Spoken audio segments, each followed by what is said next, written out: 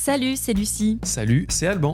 Trentenaire et parent de 2 petites filles. Bienvenue dans Sous les Aurores. Le premier podcast réalisé par un couple de Français en Norvège. Sous les Aurores, c'est le podcast haut en couleur qui vous emmène vivre toutes les nuances de l'expatriation et de l'immigration en Norvège et bien au-delà. Que vous soyez déjà expatrié, immigré, que vous rêviez de le devenir ou que vous soyez simplement curieux de découvrir d'autres façons de vivre, ce podcast est fait pour vous. Alors, mettez-vous à l'aise, servez-vous une bonne tasse de thé ou un verre de vin et rejoignez-nous sous les aurores. Au menu, discussion sincère. Moment de rire et d'émotion. Et surtout, beaucoup de belles découvertes. Alors, bienvenue chez nous sur un nouvel épisode de Sous les aurores.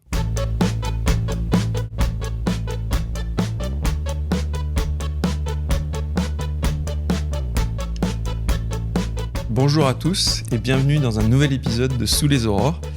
Aujourd'hui, nous allons explorer ce que signifie représenter les Français établis à l'étranger, les défis et les joies que cela peut comporter, mais aussi découvrir la personne derrière le titre officiel. Donc nous sommes très heureux de te recevoir aujourd'hui. Bonjour à toi, merci d'être là. Est-ce que tu pourrais d'abord te présenter en nous disant comment tu t'appelles, dans quel domaine travailles-tu et s'il y a quelque chose qui t'a interloqué quand tu es arrivé en Norvège, quelque chose que tu as remarqué, une différence culturelle déjà qui t'a interloqué. Bonjour à tous, je m'appelle Vincent Corr, j'ai 31 ans, je suis député, je représente les Français qui vivent en Europe du Nord. Et s'il y a une chose qui m'a interloqué la première fois où je suis venu en Norvège, il y a maintenant 6 mois, c'est quand j'ai essayé de faire la bise à un Norvégien. Ah oui. Ouais. Mais personne ne m'avait prévenu. Ah oui, bah ça c'est... Ouais. Là, il a dû rester... Ça m'est arrivé dans mon premier boulot, il a dû un peu rester de marbre, non ? Oui, complètement. Il a fait un peu le mort et je ne m'y reprendrai pas.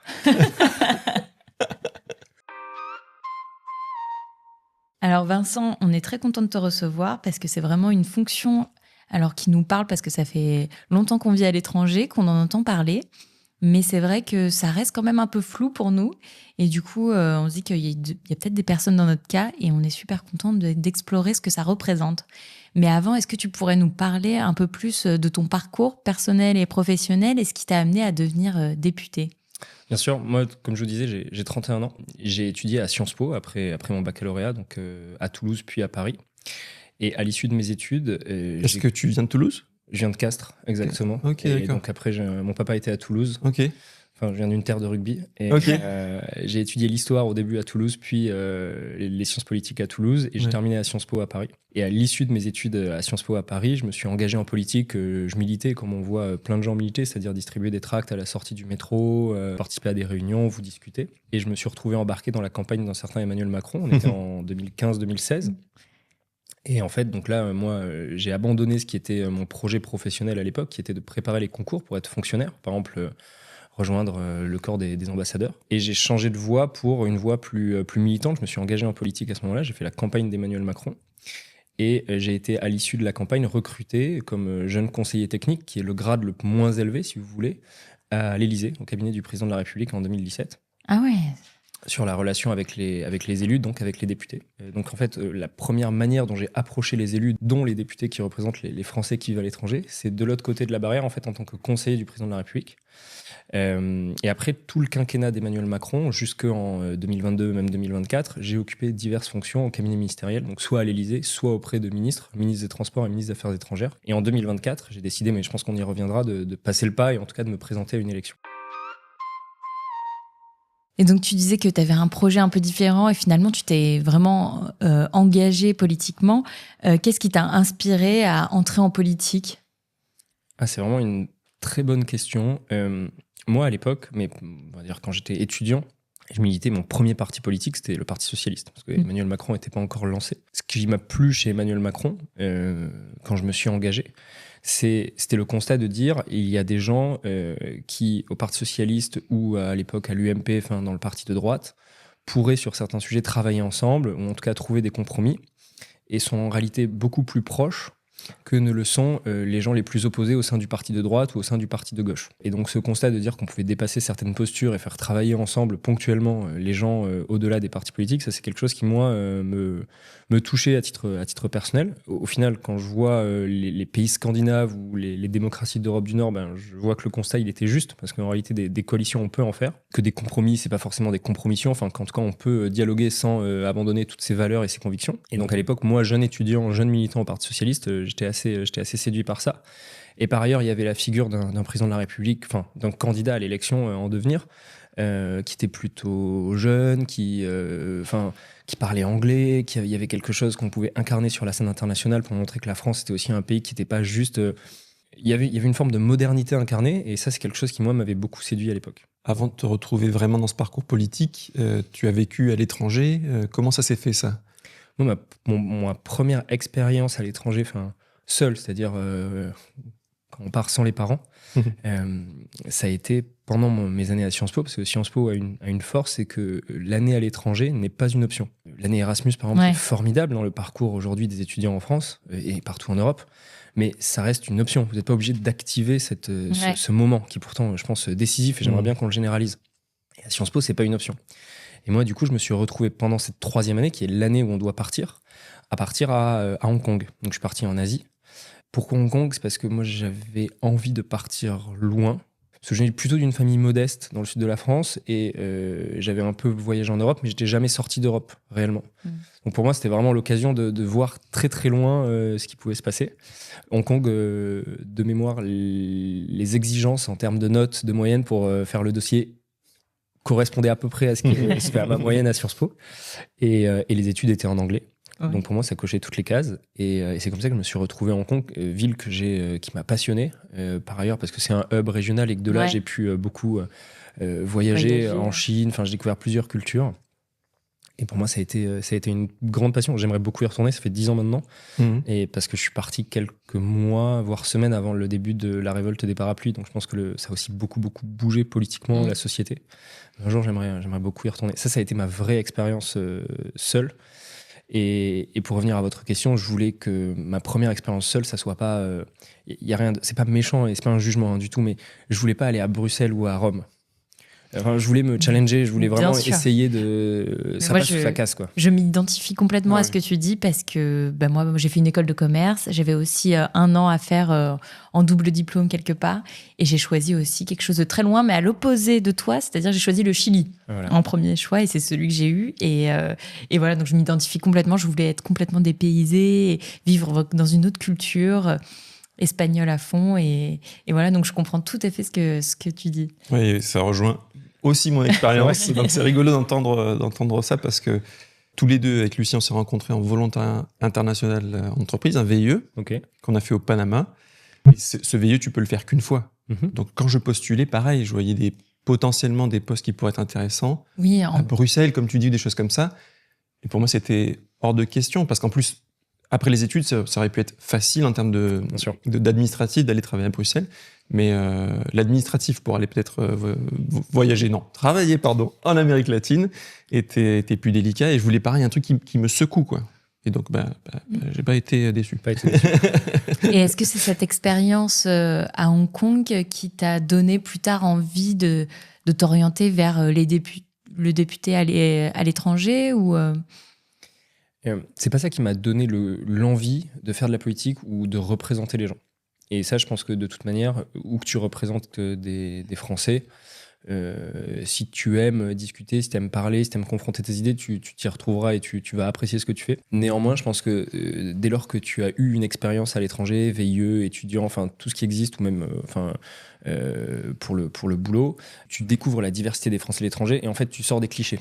Et donc, il y avait aussi pour moi, après, dans la députation, un plaisir, en représentant les Français de l'étranger, de participer à casser un peu les clichés qui peuvent exister à Paris. Donc il y avait un double intérêt. D'abord, l'intérêt que je peux trouver partout quand vous aimez la politique, vous représentez des gens, mais en plus, Voilà, les Français à l'étranger, c'est pas que des gens qui partent pour des raisons fiscales au Royaume-Uni. Voilà.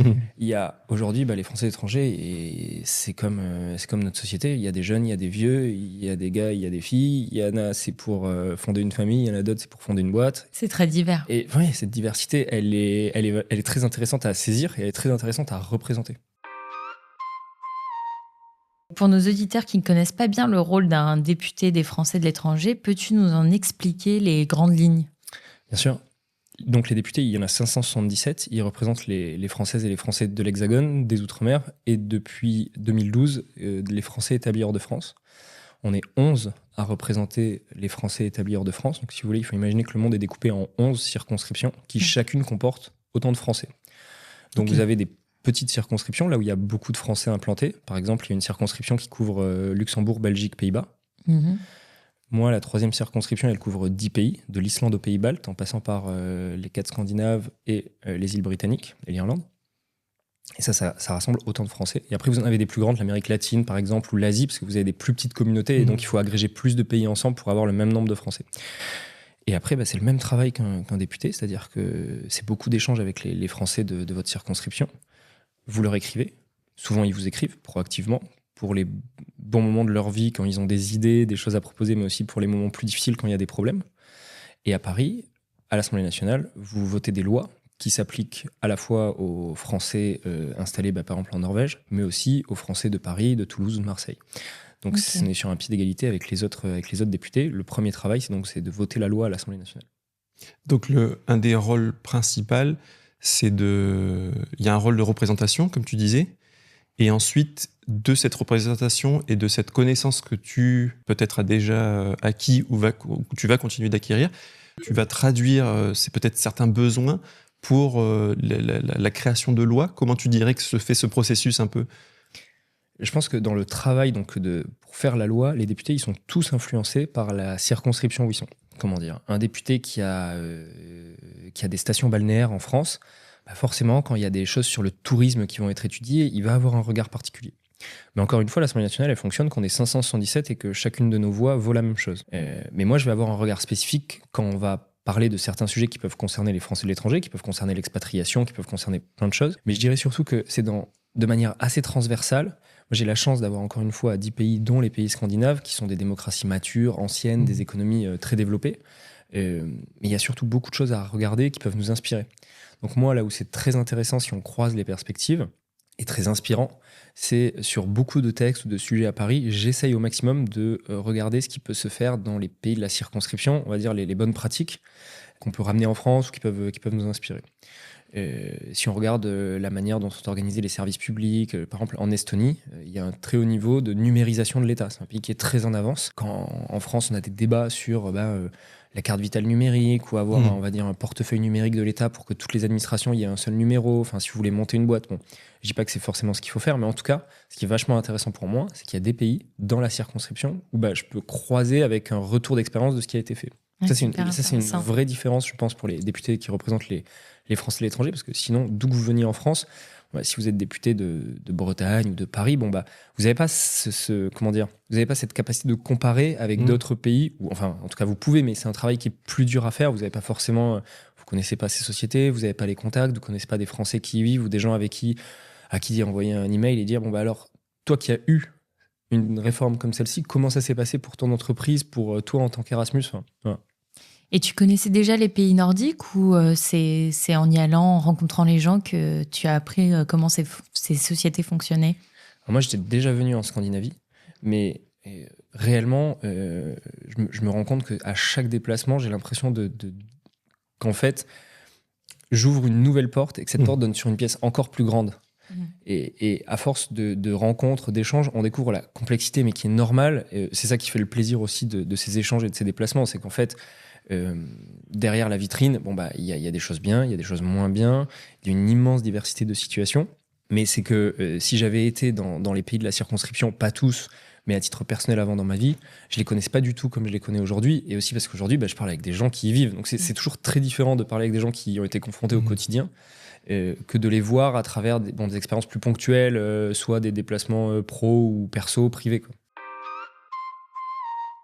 Quelles sont les problématiques principales auxquelles les Français d'Europe du Nord, notamment en Norvège, font face aujourd'hui ? Ça dépend si on parle vis-à-vis de la Norvège ou vis-à-vis de la France. On peut commencer. Est-ce que tu sais vis-à-vis de la Norvège ou des pays scandinaves ? Je vois c'est des situations différentes si on regarde sur les 10 pays. Parce que par exemple, si je fais un comparatif, ça intéressera peut-être moins les auditeurs, mais la communauté, la plus importante des communautés françaises, elle est au Royaume-Uni. Parce que historiquement, il y a une proximité, il y a eu l'Union européenne pendant longtemps. Pour le coup, la communauté française au Royaume-Uni, il y a des défis aujourd'hui parce qu'il y a des lois qui sont en train de passer qui vont faire que scolariser ses enfants dans les écoles françaises sera beaucoup plus cher. Mais au-delà de ça, le vrai défi de la décennie et des 15 prochaines années, c'est les conséquences du Brexit. Il y a des gens qui sont repartis, il y a une modification de la forme de la communauté, de la sociologie, c'est pas la même chose. Donc il n'y a pas eu cette grande rupture, on va dire, qui a été le Brexit. Je ne vois pas de parallèle à faire avec ce qui se passe en Scandinavie. Ce que je vois dans les communautés françaises en Scandinavie, c'est des communautés relativement jeunes, relativement dynamiques, et qui sont en croissance. Il y a des Français qui viennent et qui s'installent. Et moi, ce que je note, c'est donc le caractère attractif de ces pays et de ces sociétés. Et ça, moi, c'est un plaisir chaque jour renouvelé. Je vois que vous souriez.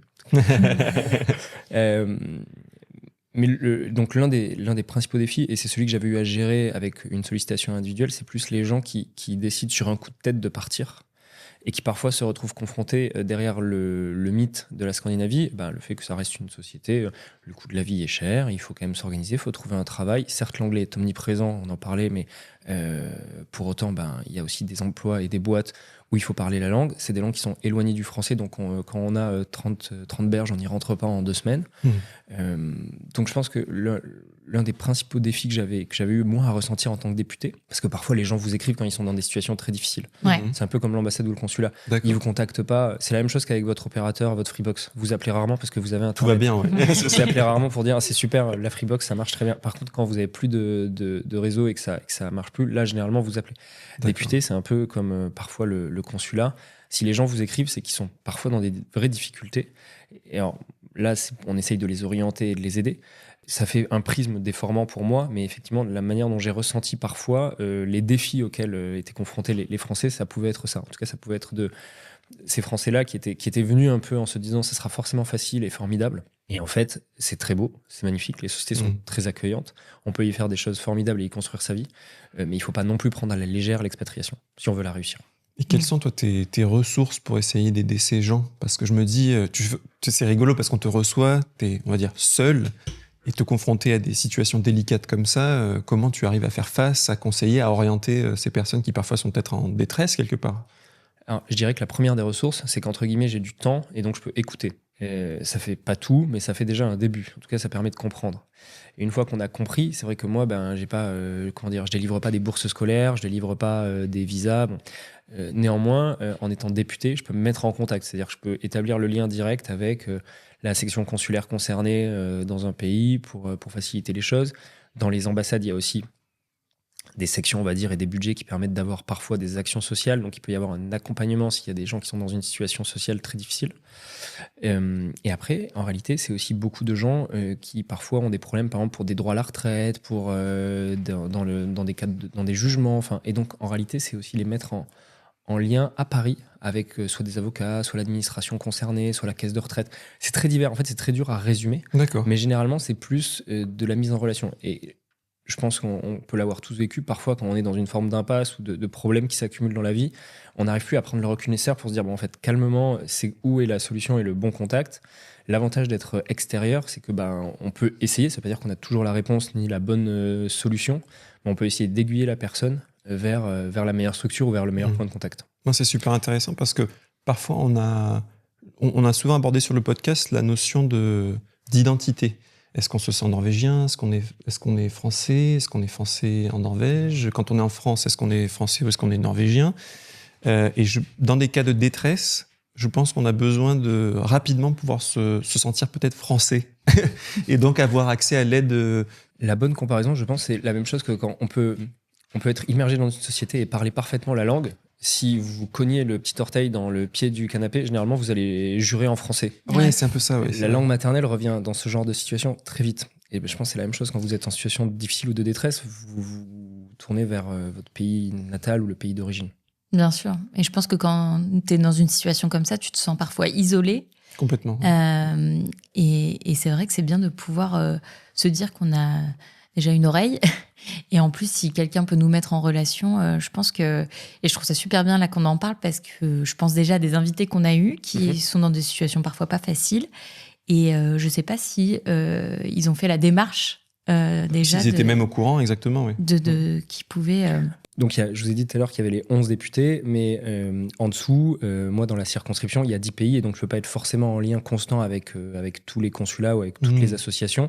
Et donc, dans chacun des pays, il y a des élus consulaires qui sont des élus qui, pour le coup, vivent parmi la communauté française, qui sont implantés, qui ne couvrent pas plusieurs pays, qui même généralement ne couvrent pas plusieurs villes, donc ils sont dans une ville. Donc, eux sont une première porte d'entrée. Après, généralement, effectivement... Quand vous êtes dans la panade, vous multipliez les portes d'entrée et vous toquez un peu partout. Moi, l'avantage, c'est que le poids d'une sollicitation faite par un député permet d'activer peut-être parfois plus facilement, ou que si je signale directement au consulat ou à n'importe quelle structure, le problème soit peut-être remonté plus vite. Pour revenir sur l'identité, comment se sent un député représentant des Français d'Europe du Nord parmi les autres députés France-France? Chanceux. C'est vrai? Non, je me sens très chanceux. Alors déjà, je me sens très chanceux parmi mes collègues qui représentent les Français établis hors de France. Et ensuite, je me sens chanceux en général. D'abord, chanceux en général, c'est un peu ce que je vous disais tout à l'heure, c'est parce que on a tous un endroit dont on est peut-être originaire en France et on aimerait le représenter, ça nous tient à cœur. Moi, c'est le cas, ça serait le Tarn et Castres, mais c'est pas la même chose. Le mandat, on sait jamais combien de temps ça va durer. Et je ferai pas ça toute ma vie, mais j'ai une chance inouïe parce que le fait d'être à l'étranger vous fait rencontrer des gens qui ont des parcours d'une telle diversité que vous croisez des perspectives, vous croisez des histoires, vous croisez aussi des idées beaucoup plus diverses. Donc parfois, c'est aussi beaucoup plus exigeant sur vous remettez vous-même en cause. Parfois, je suis confronté au fait que ah oui, you got point.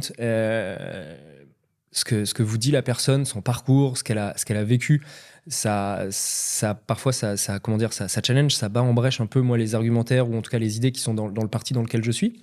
Donc ça c'est un travail intellectuel agréable à mener parce que il vous oblige à vous remettre en cause entre guillemets, mais en tout cas c'est un travail permanent. Et ensuite, parmi les autres députés, les 11 députés qui représentent les Français de l'étranger, je dirais, parce que d'abord, je trouve que l'Europe du Nord est magnifique, que ce sont des pays qui, encore une fois, ont une histoire, des démocraties très anciennes, des économies développées, des entreprises avec de très belles histoires. Alors après, je pense que je convaincrai aucun de mes collègues. Si je demande à la collègue qui représente l'Amérique latine, elle vous dira et elle aura une liste d'arguments qui démontrent qu'elle est la plus chanceuse parmi nous. Bien sûr. Mais c'est rassurant, ça veut dire que vous êtes passionné chacun passionné. dans si vraiment là où je touche du bois, c'est plutôt qu'en Europe du Nord, il y a aujourd'hui et depuis longtemps, et j'espère encore pour longtemps, aucune crise majeure dans ces pays-là. C'est-à-dire que contrairement à des collègues qui par exemple doivent gérer qui sont en lien avec les communautés de pays où par exemple il y a des États faillis, où il faut évacuer les Français avec tout ce que ça importe. Ma collègue qui par exemple a dans sa circonscription le Liban. Oui, en ce moment, ou le Proche-Orient, ou certains États en Afrique, c'est d'autres sources de stress et ça percute complètement votre action au quotidien. Si vous êtes vous essayez de mener une réflexion ou des projets au long cours, vous mettez un peu de côté quand vous gérez l'urgence humanitaire. As-tu des initiatives ou projets récents dont tu aimerais parler qui touchent directement les Français d'Europe du Nord ? Alors, moi, je renverse un peu le truc. Ce que j'ai essayé de passer comme message et que je pense que je vais repasser dans une newsletter aux Français d'Europe du Nord, c'est plutôt, moi, je suis à la recherche d'initiatives ou d'idées qu'on pourrait implémenter, en tout cas importer en France, qui relèvent soit du politique, soit pas du politique, mais en tout cas que je puisse les passer ou essayer de les populariser. Parce que je pense qu'il y a plein de choses qui se déroulent et que des gens voudraient recommander, faire connaître, dire aux Français en France, mais regardez, ça marche, faites-le, essayez. Donc c'est plus, n'hésitez pas à envoyer vos projets ou ce que vous avez pu, si c'est pas vos projets, ce que vous avez pu voir dans les pays qui concernent la politique ou autres, qui fonctionnent. Et on essaiera, dès que je peux, moi je le passerai soit aux collègues à l'Assemblée nationale qui bossent sur tel ou tel sujet, parce qu'on a chacun un peu nos sujets de prédilection. Donc là-dessus, moi c'est plus dans ce sens-là. S'il y a un projet maintenant sur lequel moi je travaille, j'ai un projet en réflexion, mais c'est trop tôt pour en parler. Stay tuned. Stay tuned, il nous tarde. La prochaine fois que je viens je dirais. D'accord, mais c'est hyper intéressant parce qu'au final, on se rendait pas compte qu'on pouvait, en fait, que tu étais aussi autant accessible et qu'on pouvait soumettre nos idées comme ça. Donc, je pense que c'est bien de faire cette pub aux auditeurs, leur dire n'hésitez pas à contacter et soumettre vos idées. En même temps, je veux pas être déceptif, c'est-à-dire que je peux pas, et c'est normal, seul, bien sûr, tout changer. Mais je pense que c'est step by step et par, on va dire. Commencer à initier des choses, quoi. Exactement. Et un mindset aussi, peut-être, parler de ce qui se fait ailleurs, c'est déjà. Exactement. Mais d'un côté, moi, ce qui là me percute dans ce que tu dis, c'est que en tant que Français établi à l'étranger, quelle légitimité j'ai de pouvoir peut-être influencer la France? Tu vois, je me dis, et parce que derrière là, ce à quoi je pense aussi fortement, quand tu dis quelque chose qu'on peut prendre de la Norvège, par exemple, et l'implémenter en France, tout de suite, là, pour qu'on arrive à se rencontrer comme ça, je suis en congé paternité. Bien sûr. Ça fait déjà 2 mois et j'ai encore 2 mois, et je pourrais en faire plus. Et ça, je trouve que ce serait forcément génial pour la France. Mais est-ce que la France a envie de le... Nous, on a changé. Enfin, ça, pour le coup, après l'élection d'Emmanuel Macron, il y a eu des changements. Ouais, déjà. Non, alors moi, je n'étais pas encore député, donc j'ai pas participé à ça.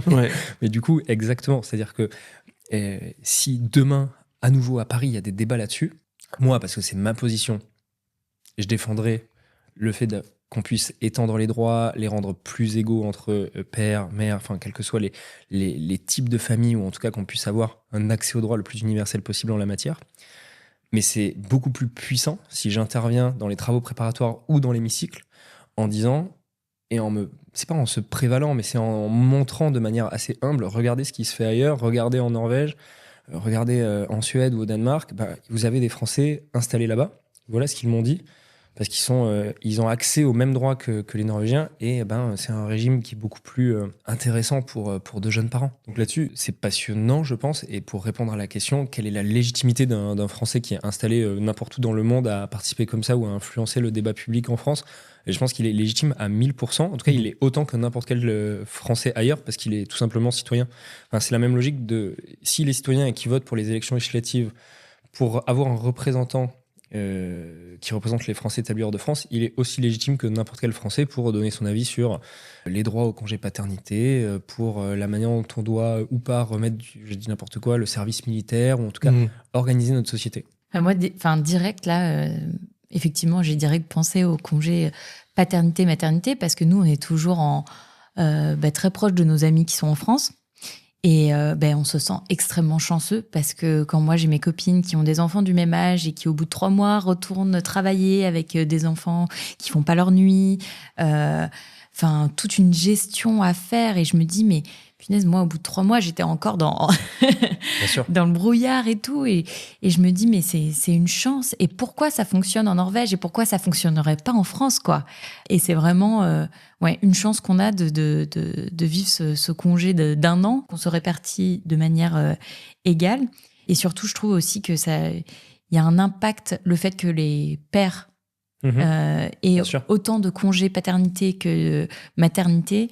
Je trouve que le fait qu'ils se retrouvent seuls avec leur enfant pendant 4 mois ou plus, je trouve que ça décide beaucoup de choses pour le futur. Ils prennent un rôle, ils prennent leur place qu'ils devraient avoir depuis le début.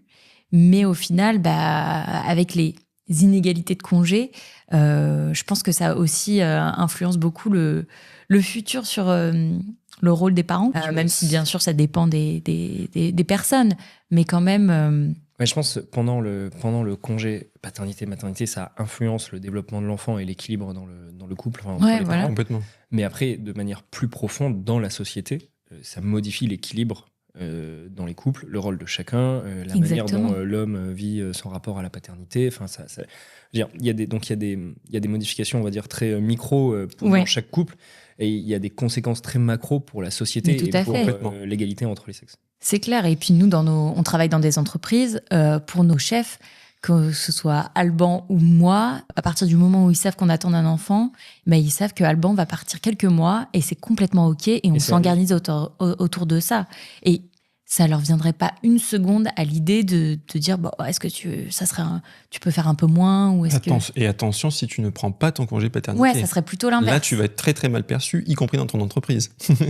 Pour le coup, on parlait de ce qui peut inspirer en Europe du Nord, en Scandinavie, c'est les pratiques au travail, la manière dont on voit la présence au travail, la déconnexion, le rapport de soi à l'entreprise, le rapport de l'entreprise aux gens qui y travaillent. Enfin, il y a plein de choses. Au-delà des, du bullshit, mais en tout cas, au-delà du simple livre de management qui amènerait juste un peu des idées reçues. Mais je pense qu'il y a vraiment une culture qui infuse toute la société et pour le coup dont on aurait à s'inspirer. Enfin, la manière dont on organise une journée de travail. Mais exactement. Et j'imagine que dans les autres pays d'Europe du Nord, c'est assez similaire. En tout cas, tu peux nous confirmer. Mais est-ce que tu vois dans les pays d'Europe du Nord, parce que nous, c'est ce qu'on ressent vraiment en Norvège, qu'il y a une place faite à la vie privée, à la famille. On trouve, en tout cas, de notre expérience, qu'en Norvège, c'est beaucoup... on ne vit pas pour travailler, mais on travaille pour vivre. Et quand on entend nos amis en France, on a l'impression que c'est beaucoup l'inverse. Est-ce que tu ressens ça dans la plupart des pays d'Europe du Nord ?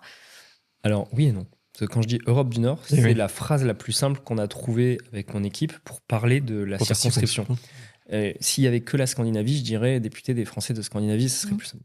Mais comme l'Europe du Nord, il y a, on va dire, un ensemble Islande et Scandinavie, qui effectivement, il y a de vraies convergences, de vrais points communs, notamment sur le rapport au travail et l'organisation de la société. Les pays baltes, je les mettrais encore à part, parce que même s'ils partagent des traits avec la Scandinavie, leur indépendance est très récente. La seconde indépendance, elle date de la fin de l'URSS. C'est encore des sociétés, pas en devenir, parce qu'elles sont très anciennes, mais c'est des sociétés qui elles-mêmes se vivent comme très jeunes, qui sont encore... beaucoup plus mobile à plein d'égards et même dans la manière dont elle s'organise que la Scandinavie. Et après, je dis Europe du Nord, mais je mets le Royaume-Uni et l'Irlande. Et alors là, on va se retrouver sur des modèles de boulot beaucoup plus proches de ce qu'on va trouver en France. Voir si vous êtes dans la finance à Londres, on ne peut pas dire qu'on soit dans un équilibre de vie pro qui soit très, quelque chose de préservé. On ne parle même pas d'un congé pour paternité, maternité. Quoi voilà. Mais bien sûr. Et par ailleurs, je pense que l'exigence des générations qui arrivent, sur ce point, elles sont immenses. Et je trouve ça très intéressant qu'on commence à ouvrir, et pour le coup, moi, je ne sais pas comment ça s'organise en Norvège, mais en France, les débats sur la semaine de 4 jours, si des gens acceptent de travailler le même volume d'heures, mais sur 4 jours, que l'entreprise leur dise, le vendredi, il vous est... du coup, c'est un jour non travaillé. Bon, après, je vais faire mon méchant député, mais je pense qu'il faut ouvrir tous les débats et tous les sujets sur l'organisation de nos modes de vie et du travail, parce que, je vous l'ai dit, encore une fois, les jeunes sont très demandeurs là-dessus, et c'est eux qui vont entrer sur le marché du travail, et qui sont les citoyens de demain, ou les jeunes actifs qui y sont déjà.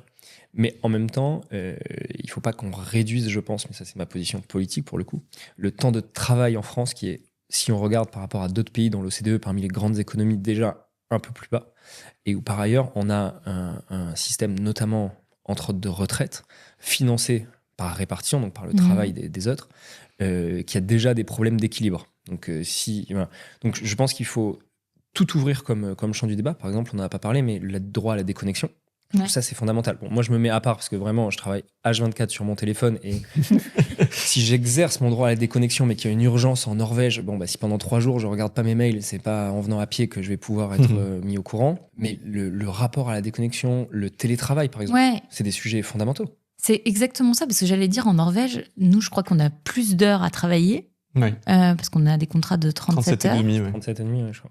Mais pour autant, on a un ressenti complètement différent par rapport à si on travaillait dans nos mêmes jobs à Paris.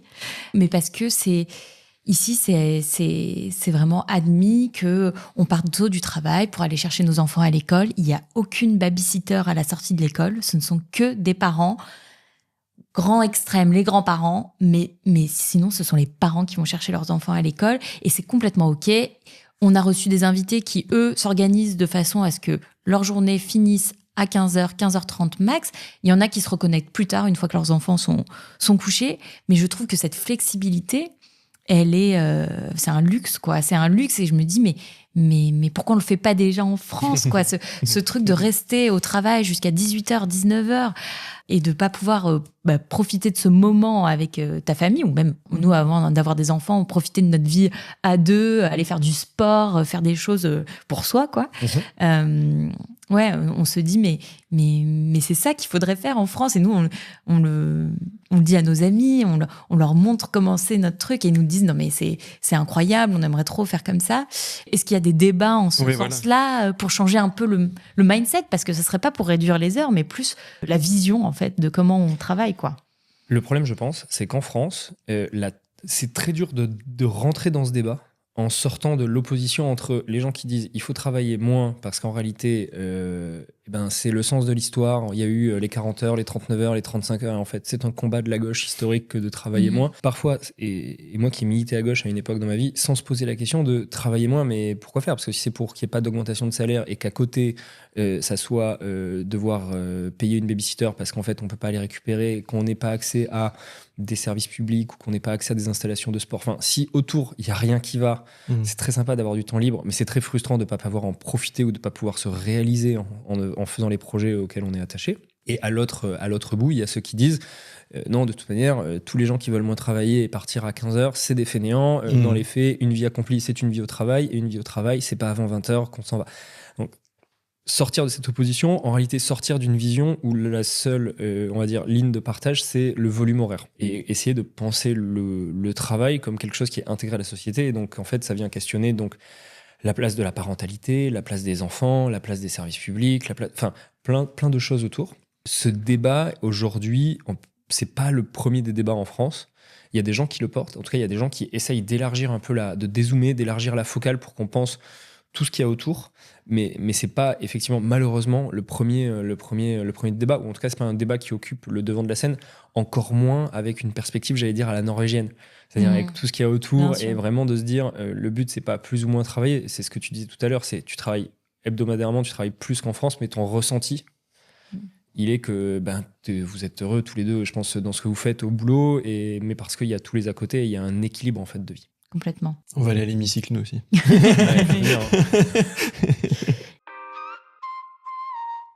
On parlait que parfois, il y avait des gens qui te contactaient parce qu'ils faisaient face à certains problèmes ou certaines réalités en arrivant en Europe du Nord. Quel conseil tu donnerais à un Français qui envisage de s'installer en Europe du Nord ? De faire la bise en arrivant. Direct, ça... Généralement, ça permet d'être confronté à une vraie difficulté. Si tu dépasses cette première difficulté, après, je pense que tout est faisable. Non, premier conseil, ne faites pas la bise, serrez la main. Exactement.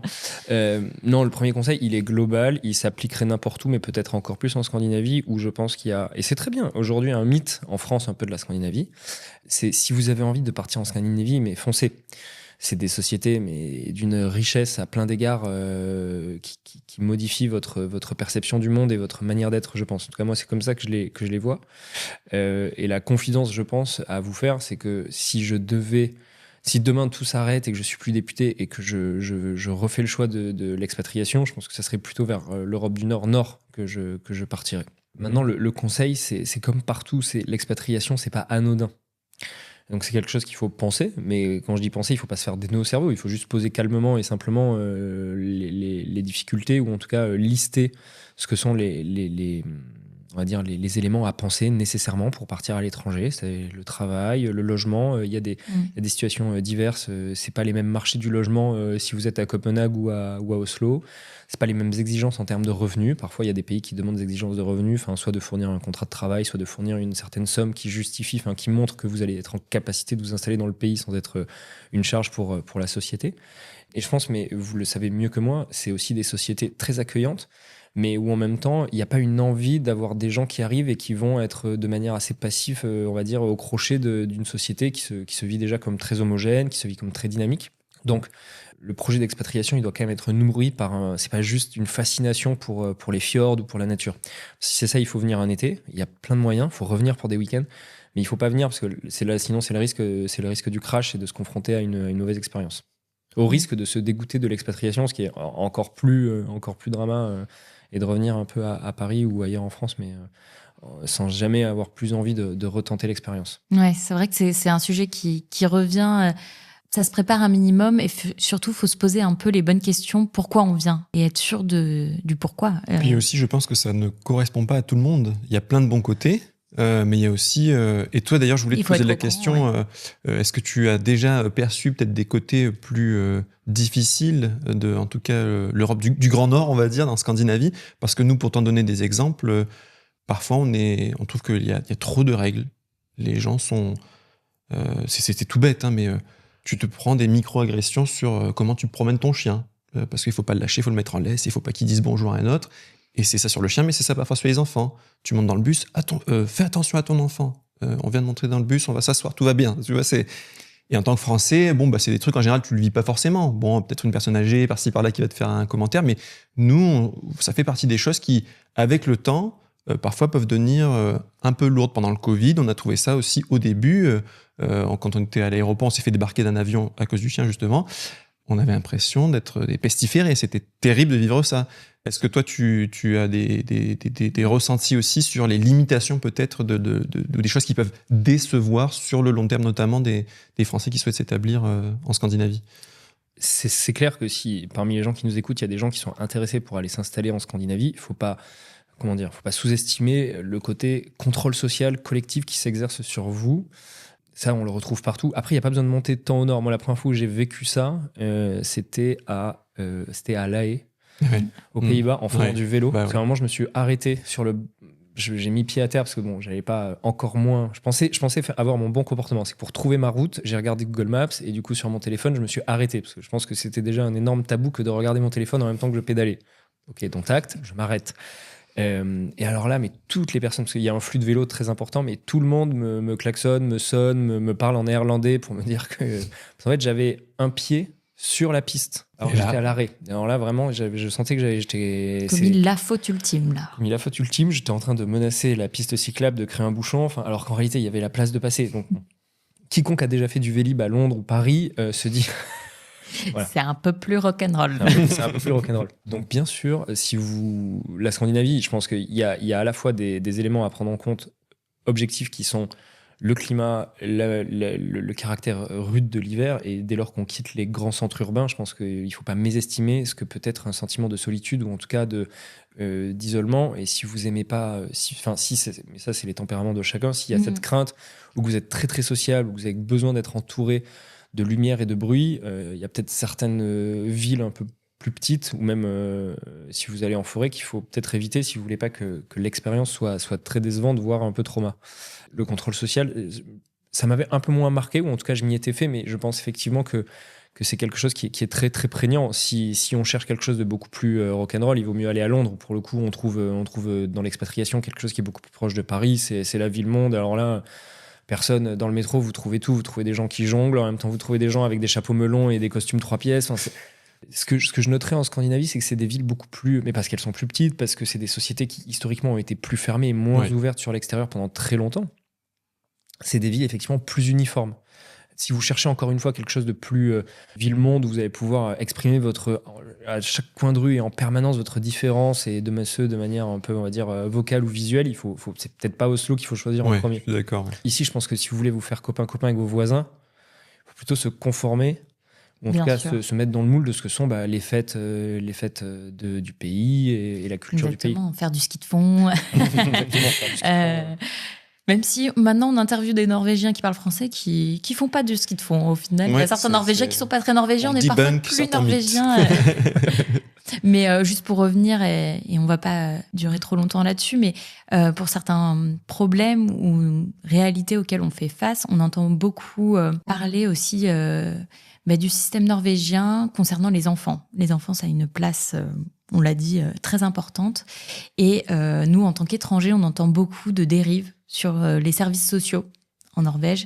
Et je voudrais savoir si c'est un sujet, parce que nous, on en a entendu parler plus une mise en garde. Faites attention, conformez-vous, parce que les services sociaux sont très actifs. Comparé à la France, ils sont proactifs, ils n'attendent pas qu'il se passe quelque chose pour retirer vos enfants. C'est quelque chose qui nous a un peu peur. Et récemment, malheureusement, c'est arrivé dans notre entourage.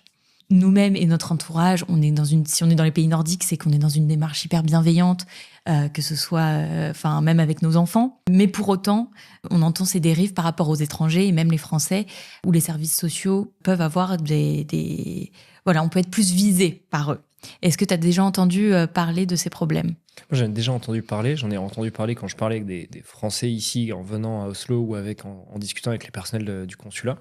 En 6 mois de mandat, j'ai jamais été saisi par mail, par téléphone ou par les réseaux sociaux d'un ou d'une Française ou d'un couple binational, quoi qu'est-ce, qui m'aurait dit « j'ai besoin d'aide » ou en tout cas « je suis confronté à cette situation ». Les services sociaux sont intervenus, comment je fais maintenant voilà.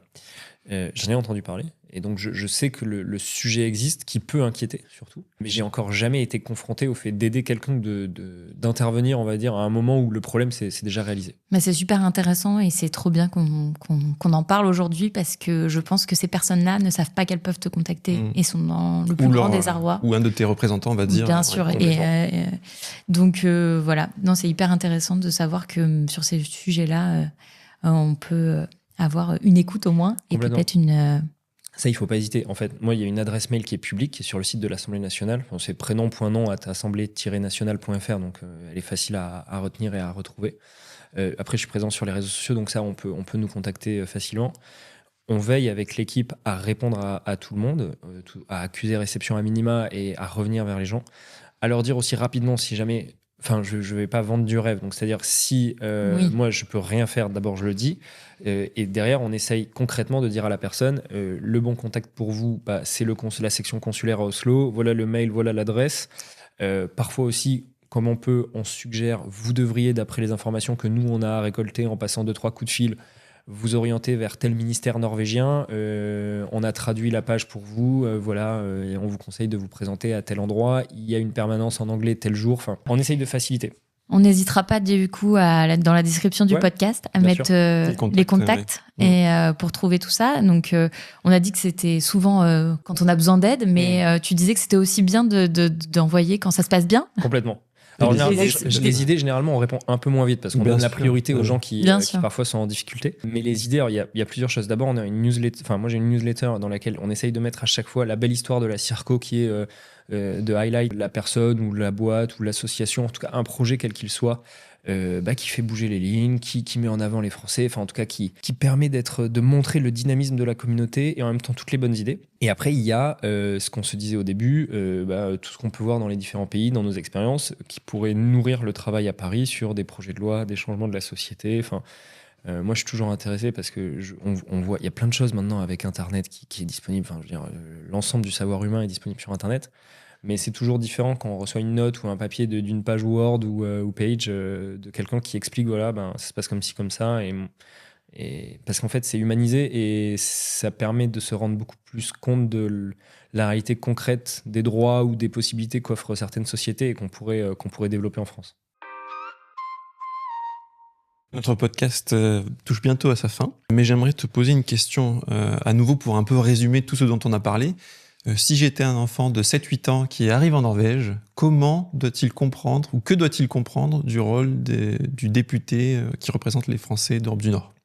Il doit comprendre que le député qui représente les Français d'Europe du Nord, c'est une sorte de trait d'union entre Paris, l'Assemblée nationale où on vote les lois et les règles, et les Français d'Europe du Nord.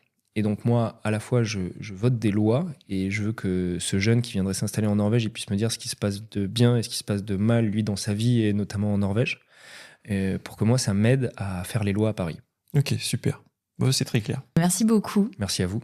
Je pense que nous, ça nous a vachement éclairé sur on ressort les premiers super instruits, donc très heureux de t'avoir reçu. Je pense que ça aura le même effet sur oui, c'est pour beaucoup de monde, on l'espère. Beaucoup de personnes. Et on mettra tous les contacts que tu vas nous donner sur la description du podcast. Et puis peut-être à bientôt. Oui, c'est ce qu'on espère. Quand il y aura une autre mission en Norvège. Avec grand plaisir. J'aimerais revenir puisque moi aussi j'essaye de respecter l'ensemble des traditions, des us et coutumes. Donc j'aimerais revenir vers le 17 mai. Ah oui. Fête nationale en Norvège. D'ailleurs, si on te reçoit à nouveau le matin, ce sera déjà des bulles. Ouais, C'est parce la que tradition. c'est champagne au petit-déj. Ah bah, avec plaisir. Alors, Donc ça sera podcast, si vous voulez, on prend le rendez-vous. Volontiers. c'est noté pour le 17 mai. Non, mais en plus, c'est vrai que nous, c'est une c'est tradition génial, que, pour le coup, qu'on y va à fond, quoi. On y vient avec les drapeaux, on met le drapeau sur la terrasse et on part aller saluer le roi Bien sûr. parce que c'est vraiment une effervescence. On sent que c'est Puis les gens sont c'est fiers, incroyable. ils ont le droit de l'être. Enfin, c'est vraiment comparé, génial. Ouais. ça c'est vraiment un truc comparé à notre 14 juillet où moi ce qui m'excite un peu c'est les feux d'artifice et le bal des pompiers peut-être à une époque mais là on sent que c'est vraiment on va voir le roi, on est content, on fait tout, ils sont tous habillés en habits traditionnels, nous on se met aux couleurs, on n'a pas d'habits traditionnels parce que ça coûte beaucoup trop cher puis bon ça serait quand même un peu poussé mais on se met aux couleurs et c'est vraiment une belle journée quoi. Donc franchement, avec plaisir pour te recevoir. Vous m'avez convaincu, ouais. Ok, super. Bon, merci beaucoup, Vincent. Merci et à puis, on se dit à très bientôt et on te souhaite bon courage pour tout ce qui va se passer avec toi. Merci beaucoup. Et pour les auditeurs, on vous dit à très bientôt chez nous. Sous les aurores. Si cet épisode vous a plu, pensez à nous laisser une note et un avis sur votre application d'écoute préférée. Ou un commentaire sur YouTube. Ça nous aide énormément à faire grandir le podcast. Merci et à très vite pour le prochain épisode.